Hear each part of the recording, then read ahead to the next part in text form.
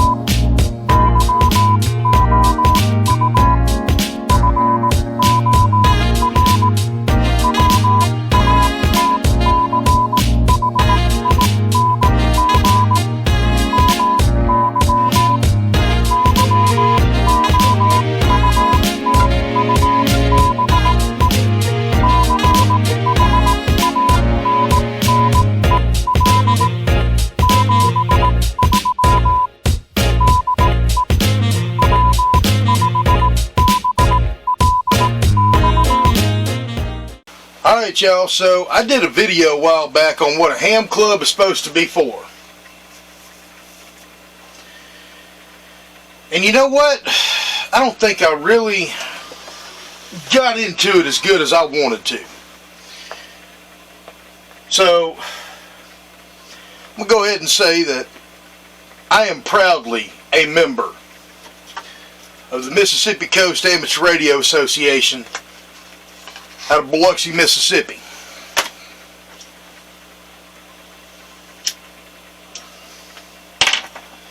We have some of the finest people that I've seen in ham radio that are members. It's a very helpful club. And I've been a member of other clubs. Crescent City Amateur Radio Club out of New Orleans, I was a member.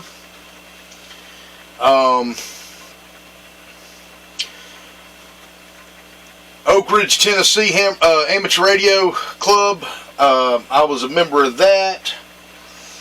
I'm over here in Florida now. I don't think I may have attended a couple of meetings over here, but I don't think I ever actually joined here in Florida.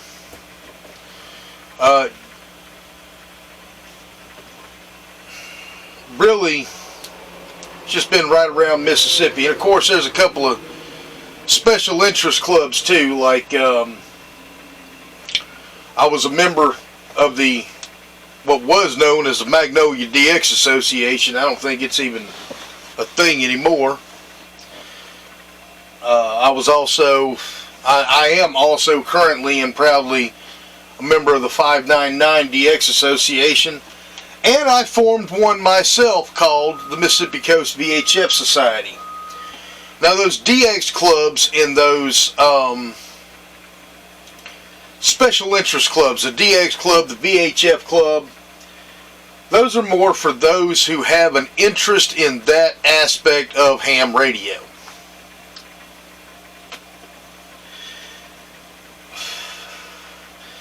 People like QRP, they'll get on here and they'll get on this HF rig here, and you know they'll work 5 watts, work the world on 5 watts. That's QRP.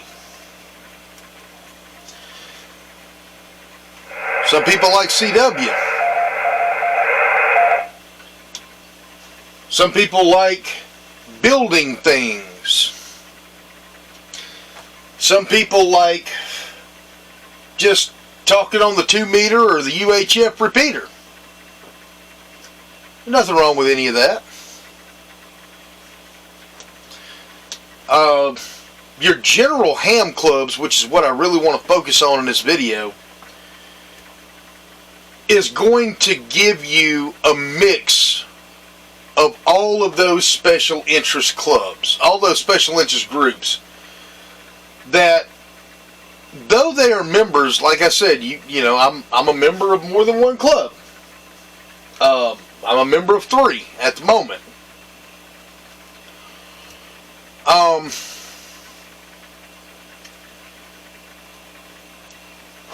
Two special interests in a general club. I'm thinking about joining the Gainesville Amateur Radio Club here in Gainesville, Florida, which is, you know, it's the area that I work in. So I'm always using their repeaters, and they seem like nice people. I also may join NOFARS, which is North Florida Amateur Radio Society, because I use their repeaters and I'm here in the area, and I don't mind helping people out. I don't mind doing stuff for people. I don't want to get to know my local hams. Tell you the truth, I'm young. I'm 38 years old. A lot of your ham operators are honestly in their 50s, 60s, and 70s. True story. Well, when you're in your 50s, 60s, and 70s, you may not be able to get up and move around as good as you once would, as good as I can in my 30s. Granted, I'm getting older now, but I mean, I'll still get my big ass up on a tower. Just saying, just being honest with you. I'll climb a tower. I can still get up there too. All 300 pounds of me.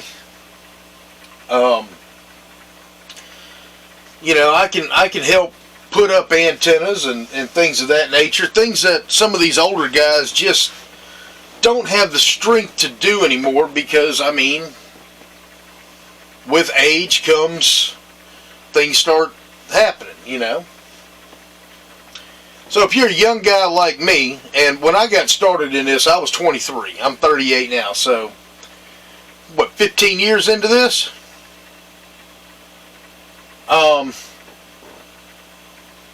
I actually enjoy helping people. I enjoy it.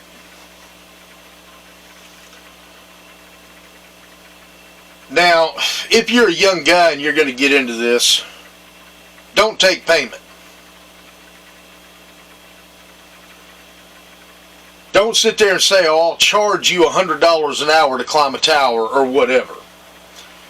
That's not how ham radio works. Hams do for hams. It's a fraternity, for lack of a better term.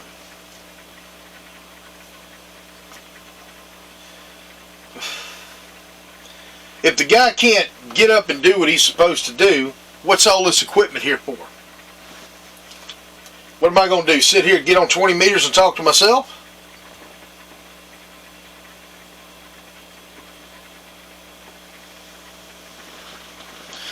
Now, the good in a ham club, again, is camaraderie. You know who your local hams are, most of them, because most of them are going to be members of the club, or if not members, then at least they'll show up to the club meetings. A lot of knowledge there, so you can learn. Maybe you can teach a few things to some of the old dogs. I've done that too.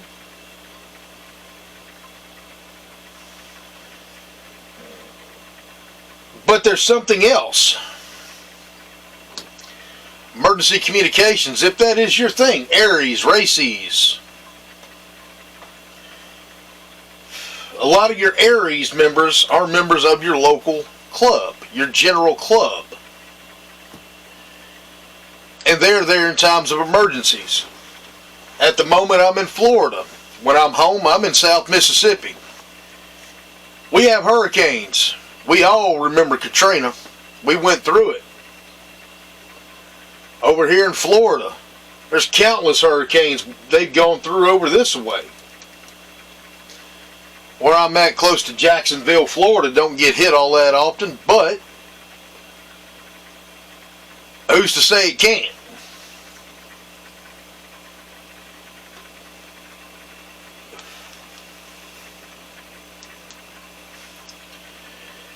You've got to know who's doing what. That way you know where you're needed, if you're into helping out. Now, it is not a requirement, although sometimes I think it should be a requirement to help out with Aries, but it's not. I think it's a responsibility and it's the right thing to do, but it's not a requirement.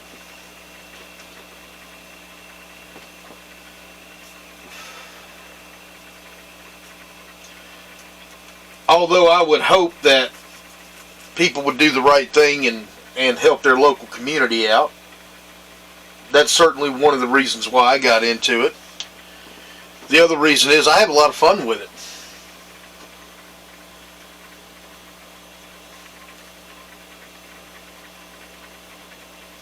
I mean, I got a couple grand sitting on this desk.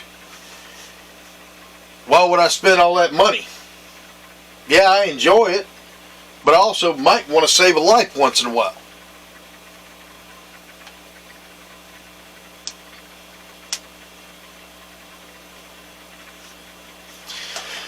Now I'm going to talk about the bad experiences that I've had with a ham club, because I'm going to go full on. This is not a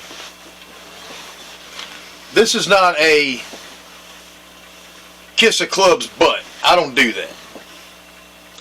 I've had bad experiences with a club.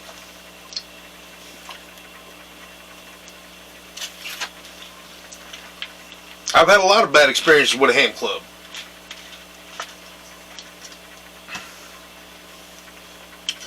Personality conflicts.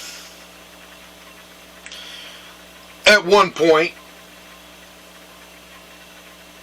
I was dismissed, and I think some of that was probably because of my age, or maybe I'm just not what they're used to. And I'm not going to deny that. It happened. Now some of those same guys look at me with a lot more respect, because, I mean, I'm not a fly-by-night. I've been around 15 years now. But I mean, when I was in my 20s, yeah, I mean, there was a few people that were dismissive of some of the stuff I was doing. Case in point, I put up a 220 repeater. Everybody was like, why do you want a 220 repeater? We don't need another repeater on the coast. My argument was, because I can. Had a few local hams buy radios and use them. But what I also did was what I wanted. I've had people tell me, well, why do you want to set this up? Simply because I want to. It is my ultimate goal at some point to have my station capable to do everything, all modes, from 160 meters up to 10 gigahertz. Now, if y'all been around for a while, some of y'all just went, what in the hell do you want to do on 10 gigahertz? There's a lot you could do on 10 gigahertz. All I'm going to tell you is start researching what other people are doing. Microwaves are fun. I wouldn't mind doing some amateur TV. I think that would be fun to do.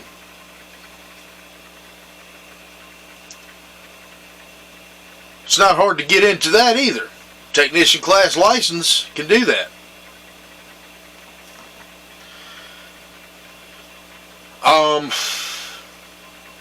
There's a lot that we can do in ham radio.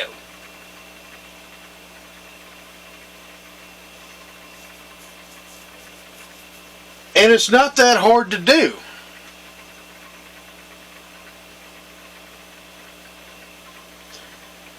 Yeah, it might take some doing, but I mean, we could do it. Don't let some of the detractors, and unfortunately some of these guys that will tell you, oh, well, you don't need to be doing this. Yeah, they've been in this for 50 years, but you'll get a few of them that'll be like, you know what, you do it. you go ahead and you do what you do what you feel like you need to do. If you want to make this happen, make it happen. Those are the guys you listen to.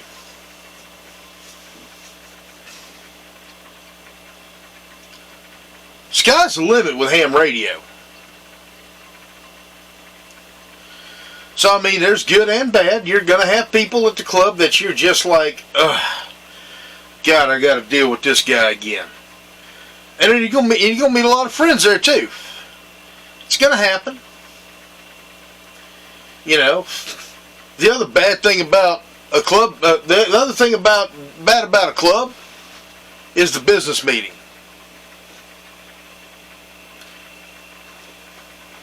Yes, I understand that a lot of clubs are 501c3, which is non-profit. But the one thing that I absolutely hate about a ham club in a business meeting is the Robert's Rules of Order. And I will say this. When I founded Mississippi Coast VHF Society, I said Robert can take his rules somewhere else. We're not in here for politics. We're in here to have fun with ham radio.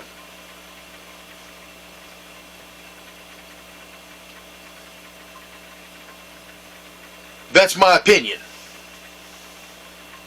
I don't need, you know, I'll be honest with you. I have just about fallen asleep at ham clubs.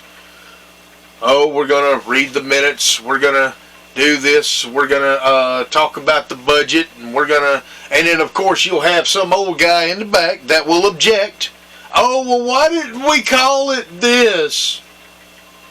Those of y'all with MCARA will know exactly what I'm talking about here. No.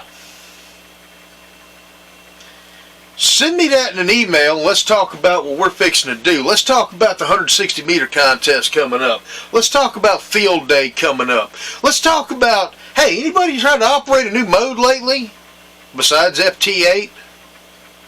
Sorry, I'm not a fan of FT8. But again, if you're into FT8, hey, more power to you. Just not my cup of tea, but you know. Hey, you know, how about the CQ Worldwide contest? We doing anything for that? ARRL single sideband contest. CQ worked all prefixes contest. Are we doing any of that? Okay, cool. Anybody operate anything rare lately? Hey, Bouvet's on the air. Anybody got Bouvet yet? Which is a de-expedition, if y'all don't know, down around Bouvet Island, which is in the South Atlantic Ocean. Very, very remote island. We actually have hams down there right now that are doing what's called a de-expedition. More on that later. You know, what's coming up at the local at the next Ham Fest? What's the next Ham Fest? Well, we got Orlando Hamcation coming up this weekend. Which, I know I'm in Florida. Sadly, I will not make Orlando this weekend. But hey, if you do, go get some deals. Good luck to you. Rock on with it. Get it done.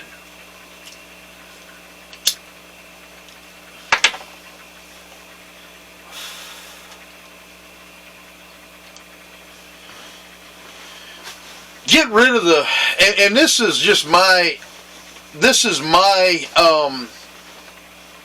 suggestion to all ham clubs. Get rid of the mundane ipso facto,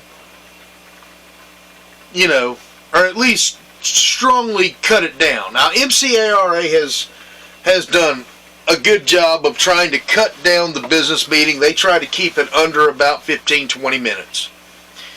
And the club president, Ben McMath, W5SOF, has done a great job of doing that. I still say send me an email, but he feels that at least it has to have some kind of a mention with it to follow the Robert's Rules of Order and 501c3 and all that legal gobbity crap, and I don't really care. But at least he's trying to cut it down, because it used to be an hour of the ipso facto, this is what we got going on, blah, blah, blah. So at least he's cut it down, and I'm glad to see that. But I'm telling you, I have fallen asleep at a ham club meeting listening to that garbage.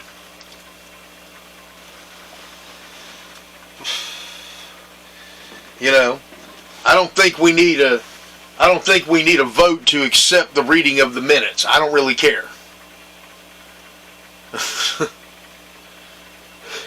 just my 2 cents worth on it.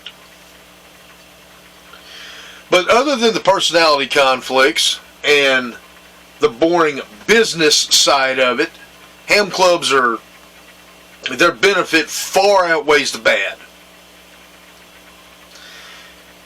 And again, you can have a whole lot of fun with it.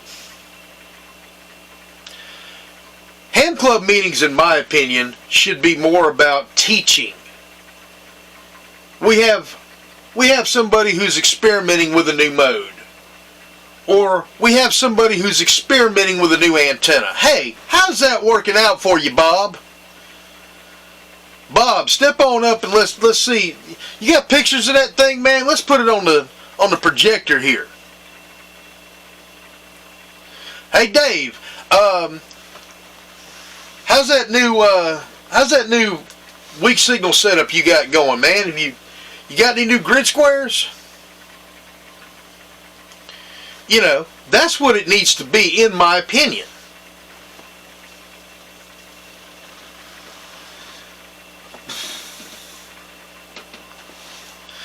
And the other bad thing about ham radio, and I've kind of touched on this, but I'll mention this again, the ham clubs.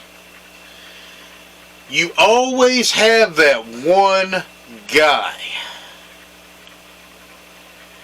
You always have that one guy who's just got to stick his hand up and yell about every little thing that he sees wrong that the board is doing, usually because he tried to run for the board and nobody voted him in. You'll get that guy. Can't really do much about the old guy because he's probably 70 years old, living by himself because his wife and his dog died, and he's a miserable old coot. I mean, it happens. This is full disclosure video. Most of y'all will probably not like what I have said, and I don't care. Or you get that one guy that thinks he's a street lawyer. Well, Robert's Rules of Order says that you can't do this. Again, Robert, take your rules and go somewhere else with them.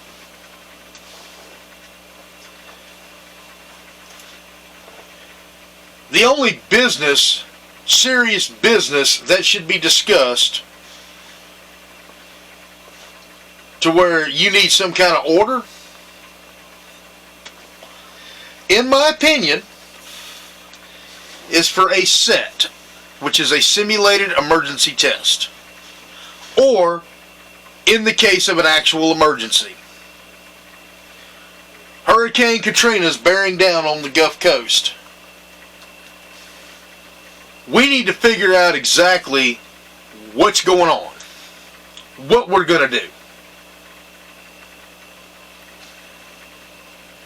Or in case Katrina is bearing down on the Gulf Coast, let's get a plan together.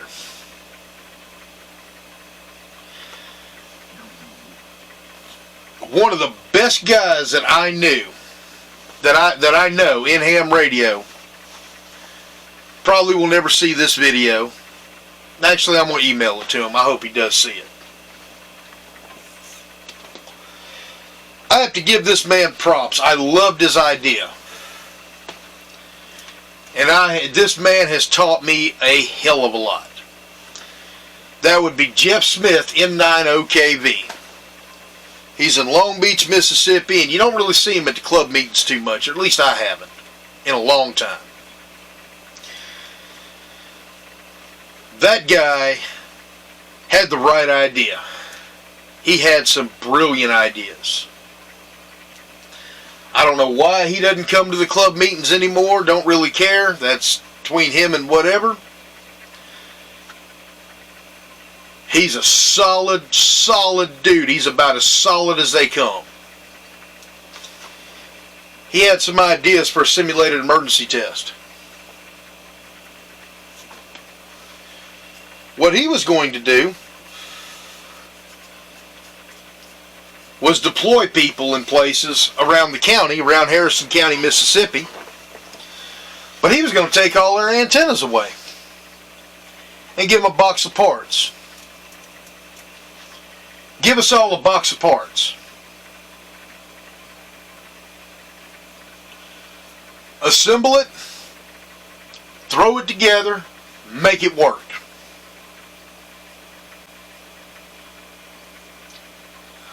Well, what are you going to do if you are in a situation to where your commercially bought antennas are damaged or destroyed because of a storm? You're going to have to figure out something. You have to figure something out.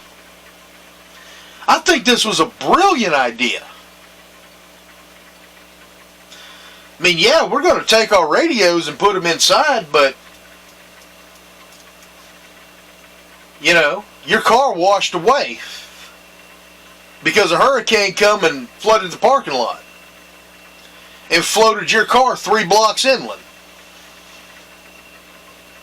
Well, you're going to have to figure it out, right? I think that's such a brilliant idea. I don't know if he ever implemented it because I wound up coming to Florida a few years ago before he was able to do it. I wish he would have done it. That would have been an education beyond anything. He was talking about giving people banana plugs to make an antenna out of that. Well, a banana plug is 52 ohm.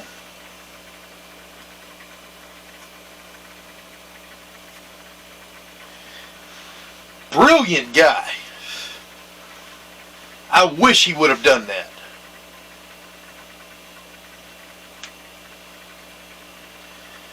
The repeater just went down. This is, of course, a simulated emergency test. Well, if the repeater goes down, what do we got? Simplex. Well, you better know your radio. Because of that man right there, I make it a point to know my radios. I don't know if you can see it over the top of my computer screen, but I have the most difficult radio that I have ever had to program from the front panel. I had to figure it out, and I'm still learning how to do it. That's an FTM 300DR. It's a Yaesu. I programmed it up using a SD card, but I'm trying to learn how to program it to the front of the radio. Every other radio I've owned, I have figured out how to program it from the front of the radio. The only exception to that would be the D-Star radio that I had, which I didn't care too much for D-Star. But with D-Star, you pretty well have to have a computer program, because I couldn't figure out how to put my call sign and the repeater call sign and all that from the front of the radio.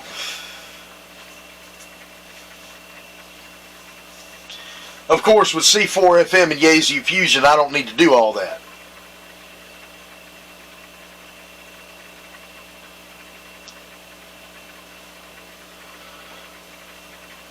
This man beat this into my head to make this happen. I know this man because of the ham clubs. Telling you, one of the smartest guys I ever met. Brilliant guy. Alright, let's talk about club activities. The biggest general club activity that we're going to do, other than the simulated emergency test, is probably field day.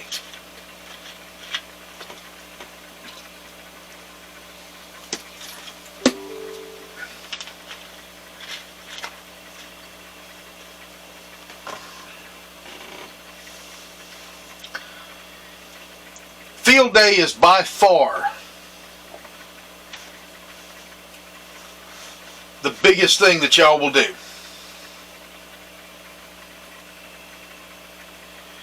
You're going to go out into if you're doing it, in my opinion, the proper way. I mean, there's no right or wrong way to do it. But the proper way to do it is to go out into a field, set up some generators, deploy some antennas, and operate. Not sit at your house with your A3S and operate from an air-conditioned shack. Sleep in a tent, go out in the woods, deploy your antennas and work. MCARA last year had the best field day ever. The absolute best field day ever. Steve, W5SPH, allowed all of us to go out onto his property, and he's got acres upon acres. He's got a lake on his property. He's got, it's a beautiful, beautiful piece of property out in central Harrison County. Not far from town, but far enough to where we could do exactly whatever we wanted to do. Had the grill going. People brought food. They brought snacks. Wonderful. People slept in tents. People deployed radios. It was the best I ever seen for a field day.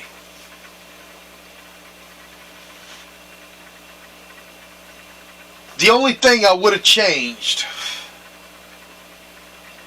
is I would have liked to have done field day in a public location. Other than that, other than it being on private land, not accessible to the public, everybody was welcome. I'm sure, because Steve's a nice guy, he'll welcome almost anybody unless you're just a troublemaker.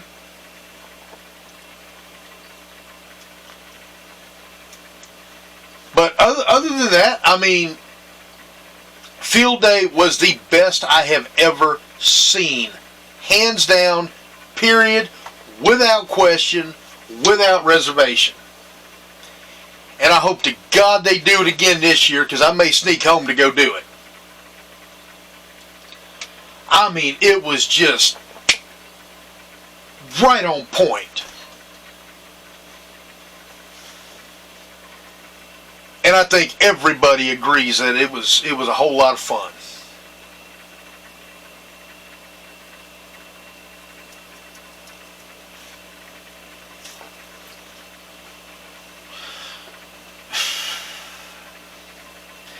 Now let's talk about the DX clubs and some of their activities.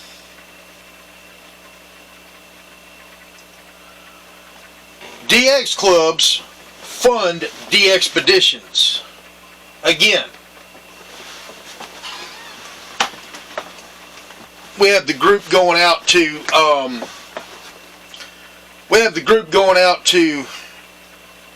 Bouvet Island.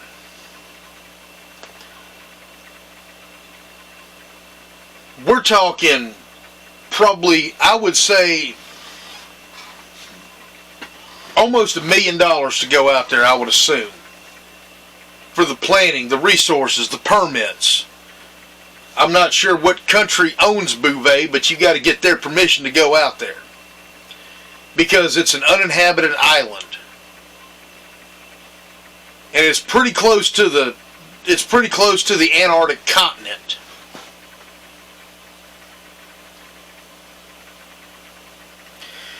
you've got to get a ship to take you down there. So you're talking, you know, a couple weeks on a ship.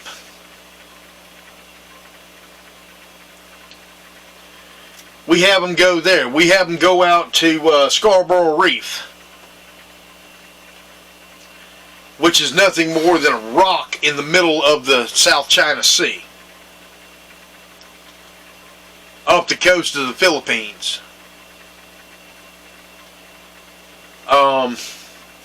We have them go out to places like Pitcairn Island.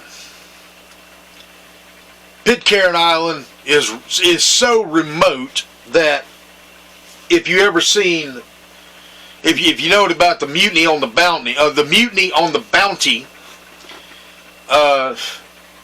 the British Navy couldn't find them because they didn't know where the hell they were. They were on such a remote island out in the middle of the South Pacific.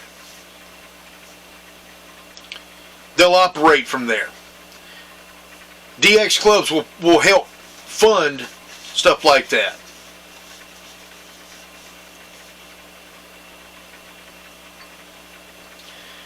And I know some of y'all just went, well, why would they do that? Because it's just what they do. It's what they like to do. It's what people enjoy. I like working them on the radio. I think it's pretty cool. I think it's the coolest thing ever. I would love to go on one. I'd love to go sit down at Pitcairn Island, or go sit down at, you know, even so much as Desecheo Island, which is just off the coast of Puerto Rico by about 15 miles. I think that'd be pretty cool. Island activations. People will go and they will sit on different islands not far offshore. 2008, the Magnolia DX Association did one with East Ship Island. East Ship Island is 12 miles off the coast of Gulfport. They have fun with it. You know, operate from remote locations like that? Sign me up, baby. Let's go. Maybe you're not into that. Maybe you just don't care about that. If you don't care about it, that's fine. You don't have to participate.